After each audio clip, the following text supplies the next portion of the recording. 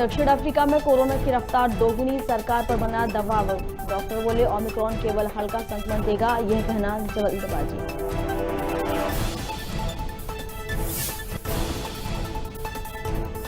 मुख्यमंत्री शिवराज सिंह चौहान पत्नी समेत पहुंचे हरिद्वार। उत्तराखंड के सीएम पुष्कर सिंह धामी से की मुलाकात। आचार्य श्री राम शर्मा शताब्दी वर्ष व्याख्यान माला में हुए शामिल।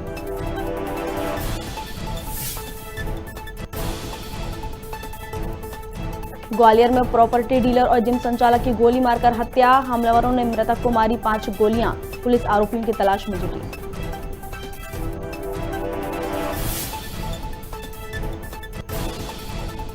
वारासिवनी के विधायक प्रदीप जायसवाल ने की आर्मी जवान से मारपीट। जवान ने कराया मामला दर्ज। जातिगत अभद्र टिप्पणी और गाली गलौज के लगाया आरोप।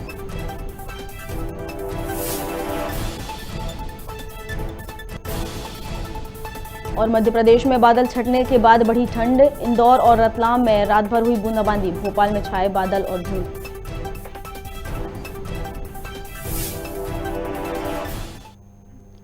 नमस्कार, खबर भारत देख रहे हैं आप। मैं हूं आपके साथ प्रियंका। चलिए बढ़ते हैं खबरों की ओर। मध्य प्रदेश के मुख्यमंत्री शिवराज सिंह चौहान अपनी पत्नी साधना सिंह समेत हरिद्वार पहुंचे हैं। हरिद्वार में शिवराज देव संस्कृति विश्वविद्यालय शांतिकुंज पहुंचे। इस दौरान मुख्यमंत्री शिवराज सिंह चौहान से उत्तराखंड के सीएम पुष्कर सिंह धामी से विश्वविद्यालय परिसर में उन्होंने भेंट की। धामी ने सीएम शिवराज सिंह चौहान को रुद्राक्ष का पौधा भेंट किया। साथ ही सीएम शिवराज ने आदि शंकराचार्य जी का चित्र एवं सांची स्तूप की प्रतिकृति दी, जहां उन्होंने कहा कि मन प्रसन्नता से भरा हुआ है। प्रसन्नता से भरा हुआ है। देव संस्कृति विश्वविद्यालय हमारे गायत्री परिवार ने जो अद्भुत प्रयास किया है, परम पूज्य गुरुदेव की कृपा से भारतीय संस्कृति जिसका प्रसार पूरी दुनिया में था और हर जगह वो पदचिन्ह दिखाई देते हैं। भाषा, संस्कृति, परंपराएं, जीवन मूल्यों में साम्यता है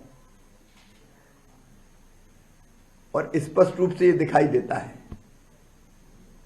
कि जो हमारी परंपराएं हैं वो किसी न किसी रूप में वहां प्रचलित है।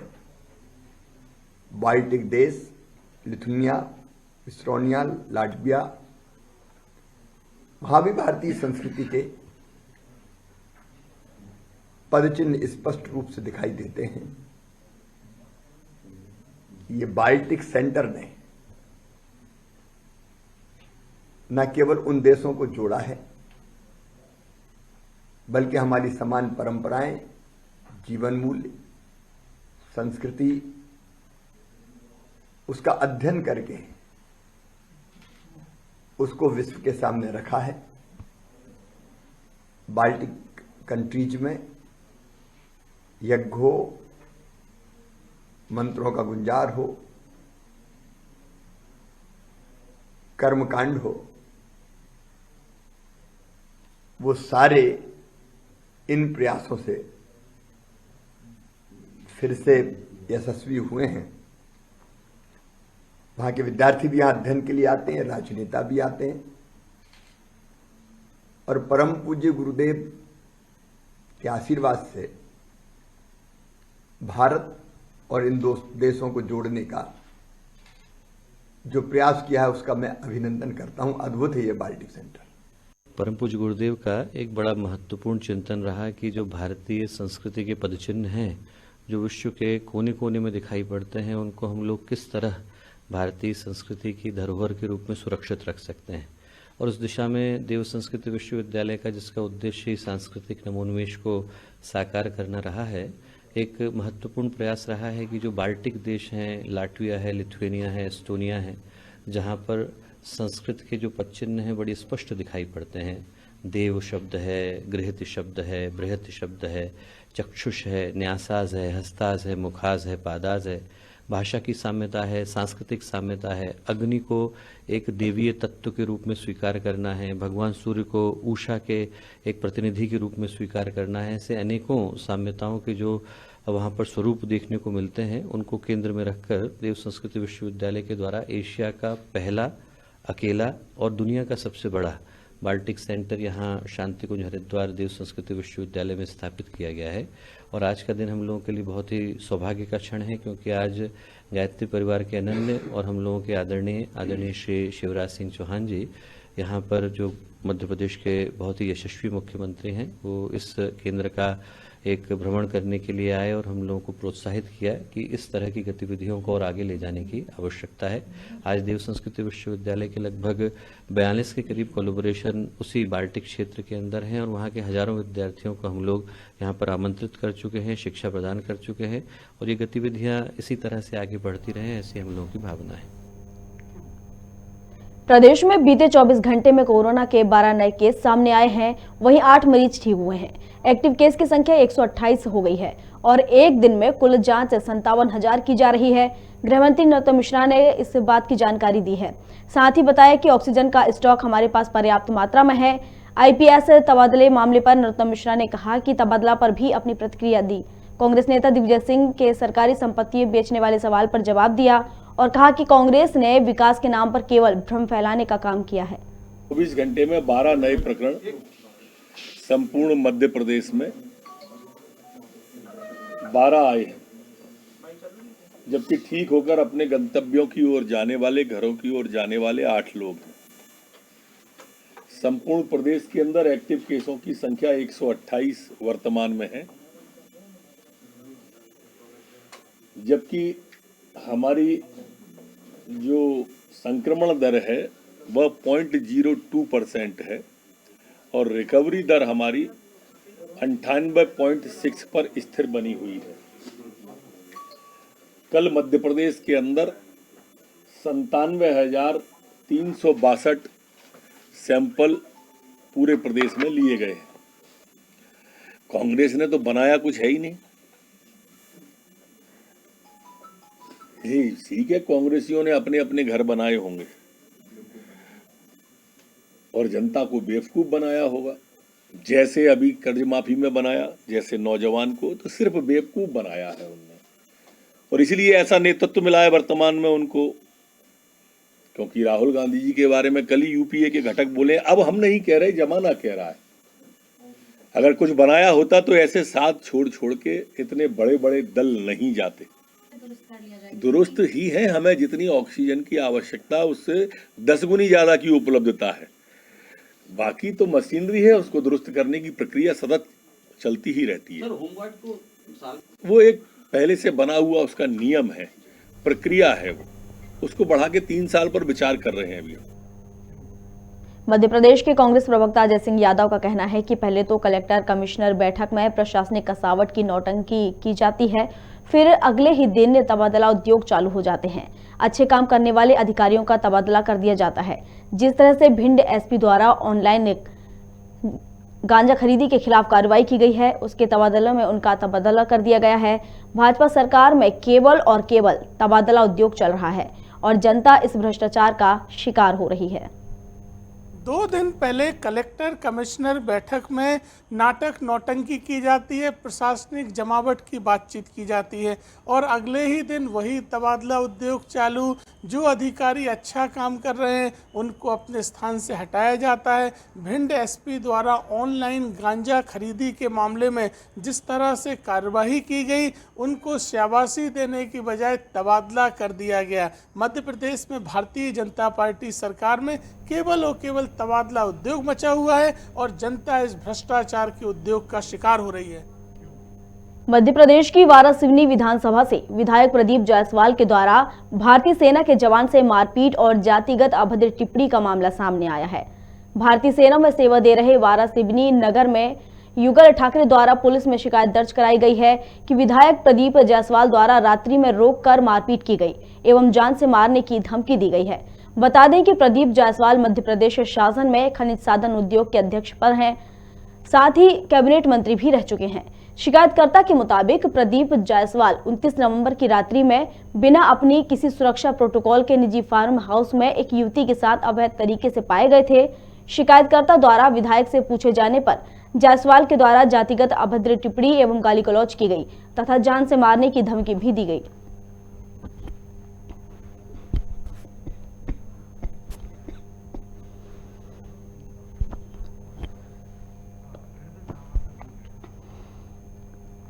और इस पर अधिक जानकारी के लिए एडिटर इन चीफ हृदय धारवाड़ जी हमारे साथ जुड़ गए हैं। सर, जिस तरीके से विधायक हैं जो प्रदीप जायसवाल जी, वो एक भारतीय सेना के जो में देश सेवा देने वाले युवक के साथ मारपीट करते हुए नजर आए हैं और अभद्र भाषा का प्रयोग कर रहे हैं और जान से मारने की धमकी भी दी है उनको।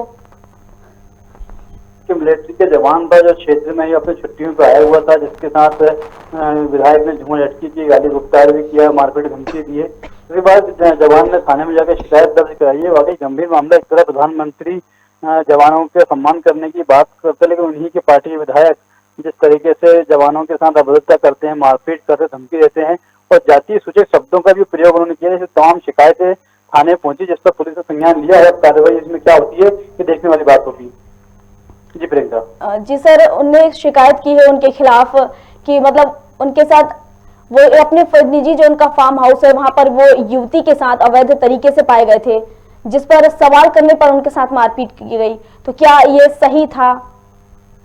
नहीं, बिल्कुल। जिस तरह विधायक जो सत्ता के नशे में चूर है, अपने परिवार के साथ में थे, यहाँ दो अन्य लोग भी थे, गाड़ी के अंदर सवार थे और जवान ने जब उनसे पूछताछ की, पूछा तो एकदम से बिफर गए और जवान को गाड़ी के साथ उन्होंने मारपीट भी की और धमकी दी कि तुम्हें देख लेंगे और जाति से शब्द करके वहाँ पूरे पवार समाज को उन्होंने गाली दी है। तो इसके बाद में जो समाज पूरे उन्हें आक्रोश है, तो समाज इकट्ठा होकर मुख्यालय पहुंचा, वहाँ पे नारेबाजी की और उन्होंने शिकायत की थाने में और विधायक के खिलाफ कार्रवाई करने की लगातार मांग कर रहे हैं, पर अभी तक इस तरह कोई एक्शन नहीं लिया है।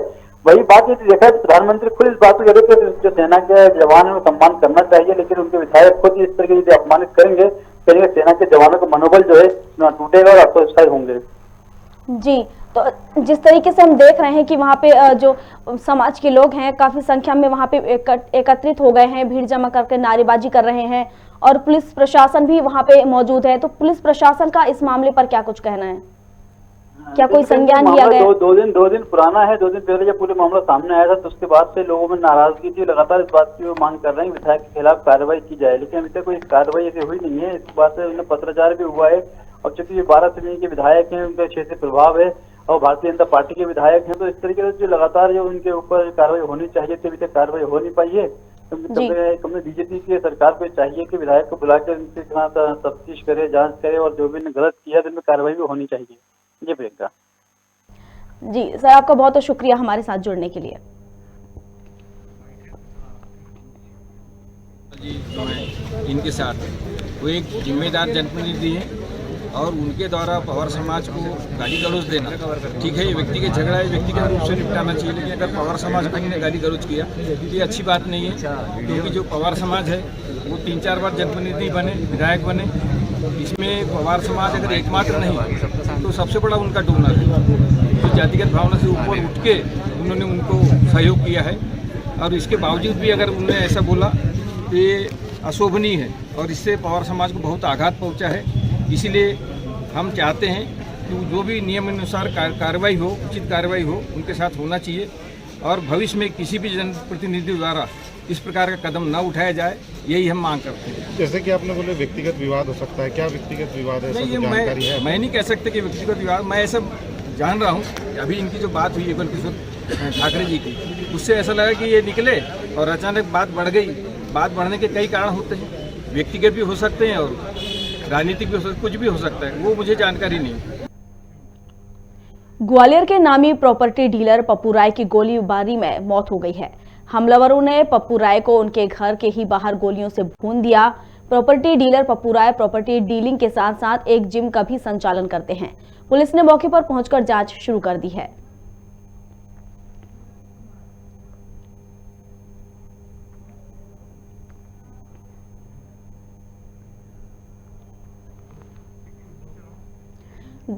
आपको हम बता रहे थे जहां पर ग्वालियर के नामी प्रॉपर्टी डीलर पप्पू राय की गोलीबारी में मौत हो गई है। आपको बता दें कि हमलावरों ने पप्पू राय को उनके ही घर के बाहर गोलियों से भून दिया है। प्रॉपर्टी डीलिंग के साथ साथ वह एक जिम संचालन भी है, जिम का भी संचालन भी करते हैं।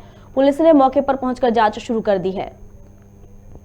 हम आपको ग्वालियर से खबर बता रहे हैं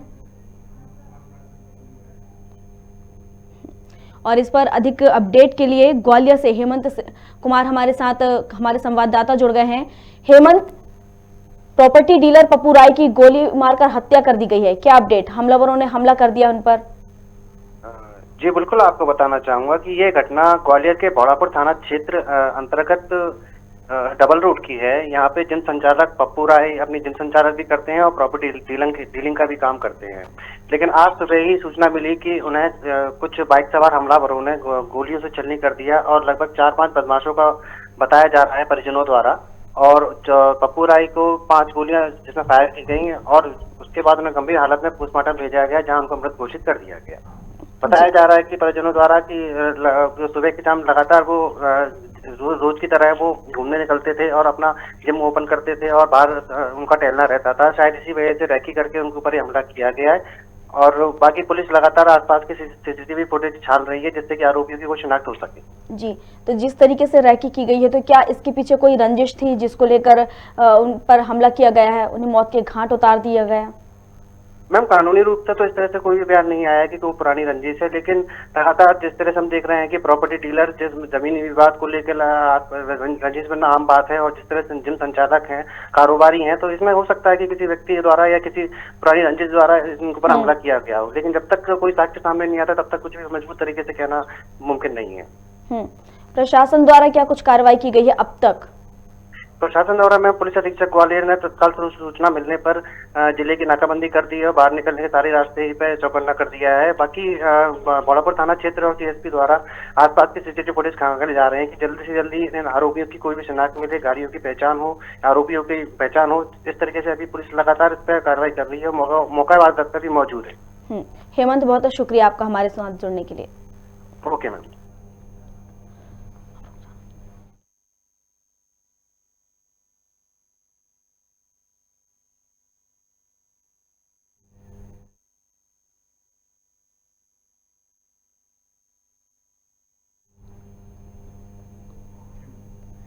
पंचायत एवं ग्रामीण विकास मंत्री रामखेलावन पटेल ने जिला अस्पताल पहुंचकर ऑक्सीजन प्लांट सहित अन्य व्यवस्थाओं का जायजा लिया।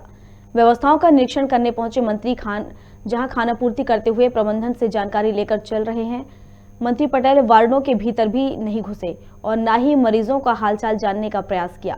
मजेदार बात तो यह रही कि जिस जगह मंत्री जी निरीक्षण कर रहे थे वहीं पर कचरे का ढेर पड़ा हुआ था, जिसे मंत्री ने देखने के बाद भी इस पर किसी प्रकार की कोई प्रतिक्रिया नहीं दी।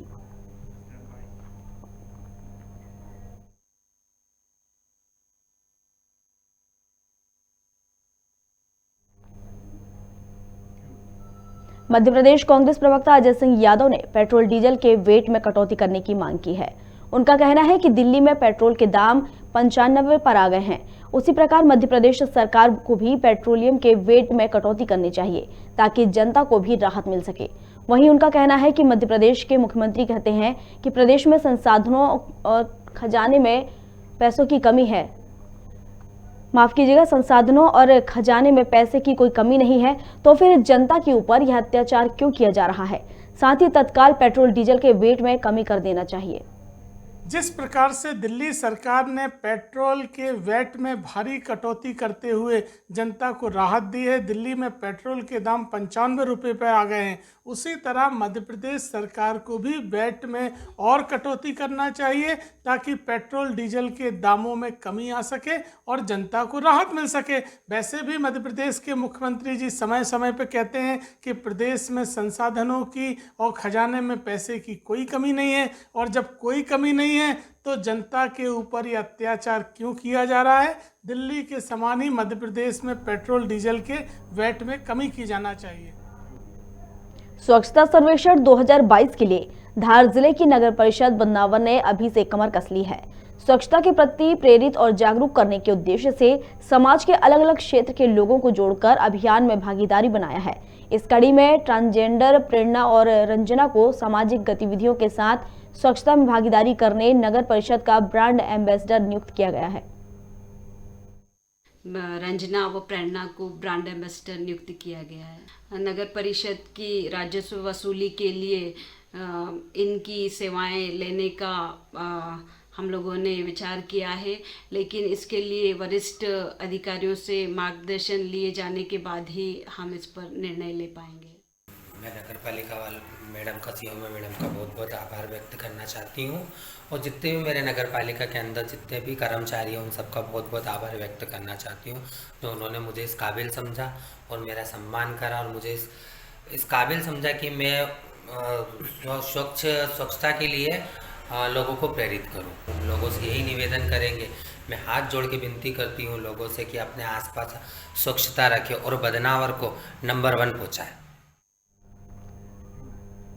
चाचौड़ा के आगरा बैतूल राष्ट्रीय राजमार्ग पर स्थित ग्राम पैंची के युवाओं ने बाइक रैली निकालकर एसडीएम वंदना राजपूत को ज्ञापन सौंपा, जिसमें पुलिस चौकी स्थापित करने की मांग की गई है। बता दें कि ग्राम पैंची में करीब 10 सालों से पुलिस चौकी स्थापित करने की मांग की जा रही है। पिछले दिनों अचानक गांव में आपराधिक घटनाक्रम तेजी से बढ़ गए हैं। गौरतलब है कि 10 दिसंबर को प्रदेश के गृह मंत्री नरोत्तम मिश्रा बीनागंज जा रहे हैं। उनके समक्ष भी मांग उठाने की तैयारी की जा रही है। पूर्व विधायक ममता मीणा ने पैंची के युवाओं को पूरा समर्थन देने का आश्वासन भी दिया है।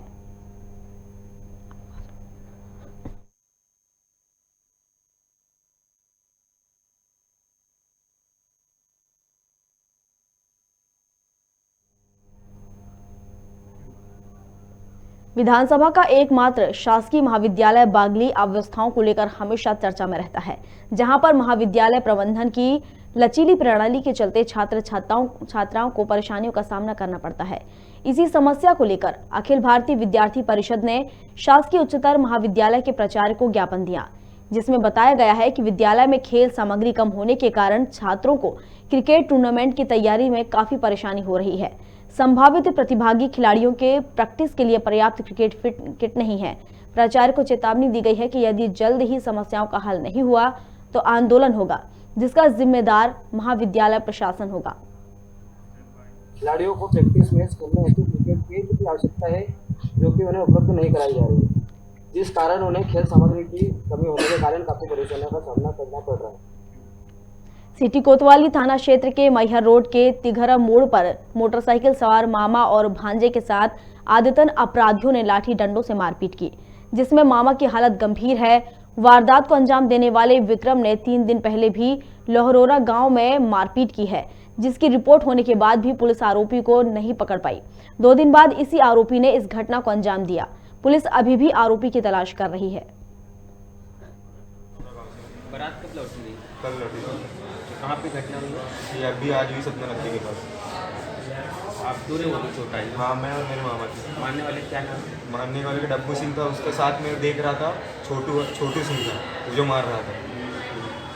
उसकी गाड़ी स्विफ्ट डिजायर है। क्यों मारे? विवाद कुछ नहीं था हम लोग का। उन्होंने आया, दरवाजे खड़खड़ाया, हम लोग निकले दोनों। 12 बजे की रात की बात है और उनके क्या बात है, बोले आप हमको मार रहे हैं। हम दौड़ के गए, दोनों आदमी हमारे पास वो आ गया। ये आपस लड़के झगड़ा कर रहे थे, उनको हटाया, इधर उधर किया, उसको डब्बू को अपने पास रखा। इसके बाद ये किसी की गाड़ी लिया था वार्ड में, ओपीडी में, उसकी गाड़ी आगे खड़ी थी। उन्होंने गाड़ी खड़ी है तो न, उस गाड़ी के आगे मैं चला, उस गाड़ी के आगे मैं चला कि चलो कोई नहीं हाथ लगाएगा। उसको बैठा के डब्बू को मैंने गाड़ी रवाना किया, अपने गांव से गाड़ी निकलवाई इतने बड़े झगड़े से। खबर भारत में खबरों का सिलसिला लगातार जारी है। आप बने रहिए हमारे साथ और देखते रहिए खबर भारत। नमस्कार।